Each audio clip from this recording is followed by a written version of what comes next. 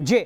लेकिन SP Sharma sir, एक formula अर्थशास्त्रियों का होता है जिसमें कहा जाता है कि अगर जीडीपी 1% आपकी गिरती है तो बेरोजगारी दर आपकी 2% बढ़ जाती है। और इकोनॉमिक सर्वे कह रहा है सर यहाँ तो -7.7% में है। एक बड़ी चुनौती वित्त मंत्री के सामने, और क्या कुछ विकल्प आपको नजर आते हैं?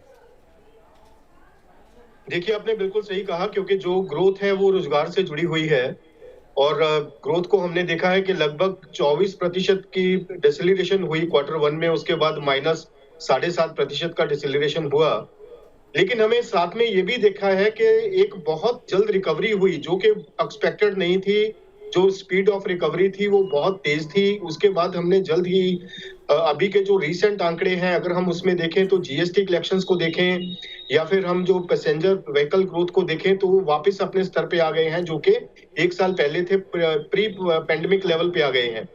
तो यहाँ पे एक चीज जरूरी जो बनती है, सबसे पहले हमें डिमांड को रिजुविनेट करना है, डिमांड को सस्टेन करना है।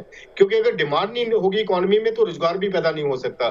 तो सबसे पहले डिमांड को जनरेट करने के लिए सरकार को अपना एक्सपेंडिचर इंक्रीज करना पड़ेगा। जी। जैसे कि पहले प्रवक्ता ने बताया कि इसमें हमें कुछ आंकड़े कुछ देर के लिए भूल जाने होंगे या उनको नजरअंदाज करना पड़ेगा। जैसे कि फिस्कल डेफिसिट है, अगर हम ये सोच के चलेंगे कि फिस्कल डेफिसिट को भी एड्रेस करना है और रोजगार भी बढ़ाना है और डिमांड भी इंक्रीज करनी है, तो सभी चीजें एक साथ नहीं हो पाएंगी। You have to sacrifice something to gain something.